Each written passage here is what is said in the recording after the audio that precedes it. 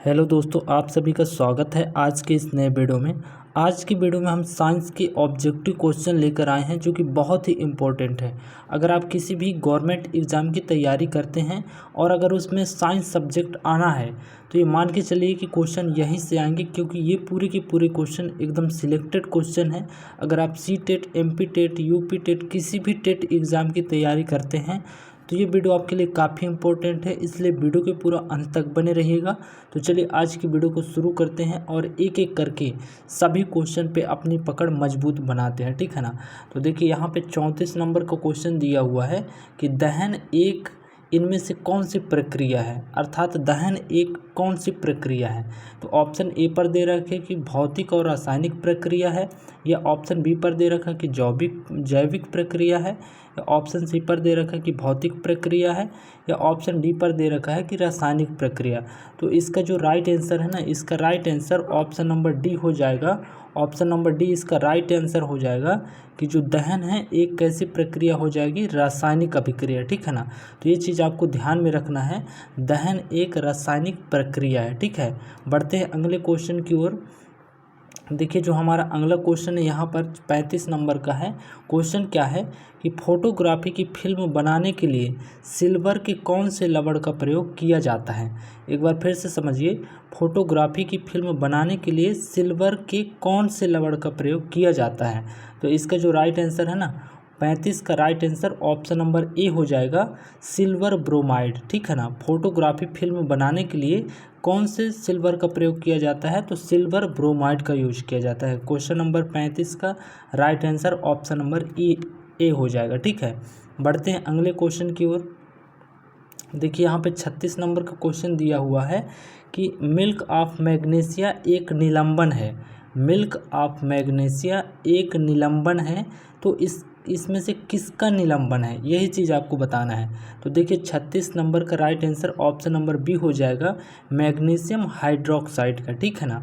ये चीज़ आपको ध्यान रखना है, मैग्नीशियम हाइड्रोक्साइड। अब बढ़ते हैं अगले क्वेश्चन की ओर। यहाँ पे 37 नंबर का क्वेश्चन दिया हुआ है। क्वेश्चन दिया है कि परमाणु क्रमांक 20 वाले परमाणु का इलेक्ट्रॉनिक विन्यास है। देखिए परमाणु क्रमांक 20 वाले परमाणु का इलेक्ट्रॉनिक विन्यास है, तो इसका right answer option number C हो जाएगा, 2882, ठीक है ना। तो परमाणु क्रमांक 20 वाला का इलेक्ट्रॉनिक विन्यास क्या हो जाएगा, ऑप्शन नंबर सी, 2882, ठीक है। बढ़ते अगले क्वेश्चन की ओर। देखिए यहाँ पे 38 नंबर का क्वेश्चन है कि निम्नलिखित में से कौन सा कार्बन का एक रूप नहीं है। निम्नलिखित में से कौन सा कार्बन का एक रूप नहीं है, तो इसका right answer option number B हो जाएगा, हेमेटाइट। जो हेमेटाइट है ना, ये कार्बन का एक रूप नहीं है, बाकी इनमें से सभी के सभी जो है ना क्या है, कार्बन के ही एक रूप है, ठीक है। बढ़ते हैं अगले क्वेश्चन की ओर।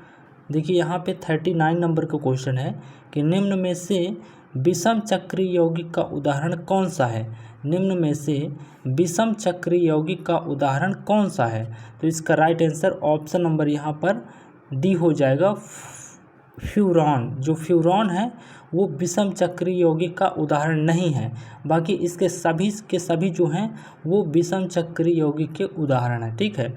बढ़ते हैं अगले क्वेश्चन की ओर। देखिए यहाँ पे हमारा 40 नंबर का जो क्वेश्चन है क्या कह रहा है। 40 नंबर का क्वेश्चन दिया है कि कॉस्मेटिक पाउडर किससे तैयार किया जाता है। कॉस्मेटिक पाउडर किससे तैयार किया जाता है, तो इसका राइट आंसर क्या हो जाएगा, ऑप्शन नंबर बी हो जाएगा, टेल्क। जो टेल्क है ना, इसी द्वारा कॉस्मेटिक पाउडर तैयार किया जाता है, ठीक है। अब बढ़ते हैं अगले क्वेश्चन की ओर। देखिए यहाँ पे 41 नंबर का क्वेश्चन है कि डार्विन फिंचेज का प्रयोग किस समूह के लिए किया जाता है। डार्विन फिंचेज जो एक ग्रुप है, तो इस ग्रुप में कौन कौन से मतलब जीव रहते हैं, यही आपको बताना है, ठीक है ना। तो जो यहाँ पे डार्विन फिंचेज है उसमें सिर्फ और सिर्फ किसके लिए, किस समूह के लिए वो समूह होता है, पक्षियों के समूह के लिए ये एक क्या है, वर्ग है, ठीक है। तो डार्विन फिंचेज जो है पक्षियों के समूह के लिए यूज किया जाता है, ठीक है। अगला क्वेश्चन है 42 नंबर का कि 5 जगत का वर्गीकरण किसने किया था। 5 जगत का वर्गीकरण किसने किया था, ठीक है ना। तो इसका राइट आंसर व्हिटेकर ने किया था, ठीक है ना। 5 जगत का जो वर्गीकरण है किसने किया था, व्हिटेकर ने किया था। तो 42 नंबर का right answer option number A हो जाएगा। 43 नंबर का देखते हैं। देखिए हमारा 43 नंबर का क्वेश्चन दिया हुआ है। यहाँ पर क्वेश्चन है कि कोशिका किसके कारण स्फीत हो जाती है। मतलब जो कोशिका होती है ना वो किसके कारण जो है स्फीत का मतलब फूल जाना, ठीक है ना, थोड़ा सा भारी हो जाना, किसके कारण होती है। तो इसका राइट आंसर अंतःपराशरण के द्वारा, जो कोशिका है अंतःपराशरण के द्वारा थोड़ा सा क्या हो जाती है, स्फीत मतलब मोटी हो जाती है, ठीक है। अब देखते हैं अगला क्वेश्चन। देखिए यहाँ पर 42 नंबर का क्वेश्चन दिया हुआ है, 44 नंबर का क्वेश्चन दिया हुआ है। क्वेश्चन क्या कह रहा है कि सहलग्नता की खोज किसने की थी। सहलग्नता मतलब दो चीज़ें साथ साथ चले, है ना, दो चीज़ें साथ साथ अपना जीवन यापन करें, वो कहलाता है सहलग्नता। तो सहलग्नता की खोज किसने किया था, मार्गन ने किया था। तो इसका राइट आंसर क्या हो जाएगा, 44 का right answer option number B हो जाएगा, मार्गन ने, ठीक है। अब देखते हैं अगला क्वेश्चन। देखिए यहाँ पे 45 नंबर का क्वेश्चन दिया हुआ है कि शीत संवेदी पादपों के झिल्ली लिपिड में क्या होता है। जो शीत संवेदी पादप होते हैं तो उनकी झिल्ली लिपिड में क्या भरा होता है, ठीक है, यही आपको बताना है। तो 45 का जो है राइट आंसर क्या हो जाएगा, ऑप्शन नंबर डी, उच्च अनुपात में असंतृप्त वसा भरे हुए होते हैं, ठीक है ना।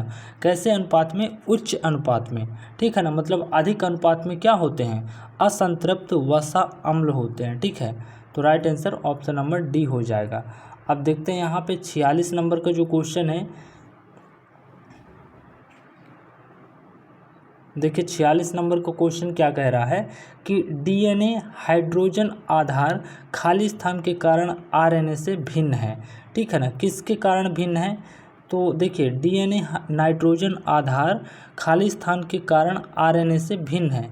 तो इन डीएनए और आरएनए के जो बीच डिफरेंस है, किस चीज़ का डिफरेंस है, यही आपको बताना है, ठीक है ना।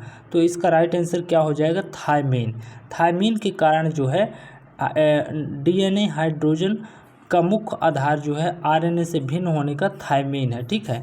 तो अब बढ़ते हैं अगले क्वेश्चन की ओर। देखिए यहाँ पे 47 नंबर का क्वेश्चन है। क्वेश्चन क्या कह रहा है कि कोशिका में निम्न में से कौन सी पाचन थैली कहलाती है। जो कोशिका होती है ना, कोशिका का जो पाचन वाला सिस्टम होता है, जो पाचन थैली होती है, तो वो कौन सी होती है, जो कोशिका को मतलब पचा डाले, मतलब ख़राब कर डाले, उसका पाचन कर दे, तो वो कौन सा उसमें ऐसे थैली है, ठीक है। तो इसका जो देखिए कोशिका को पचाने में सबसे ज़्यादा जो थैली होती है ना वो कौन सी होती है, लाइसोसोम की थैली। जो लाइसोसोम की थैली होती है वो कोशिका का पाचन कर डालती है, अतः उसको भोजन के रूप में ख़त्म कर डालती है, ठीक है। अब देखते हैं यहाँ पे 48 नंबर का क्वेश्चन कि दूध का दही के रूप में जमने का कारण है। दूध जो होता है ना तो दही में जम जाता है, तो वो किस कारण से जमता है, आखिर उसमें ऐसा क्या होता है कि वो जो दूध है दही में परिवर्तित हो जाता है। तो वो होता है लैक्टोबैसिलस।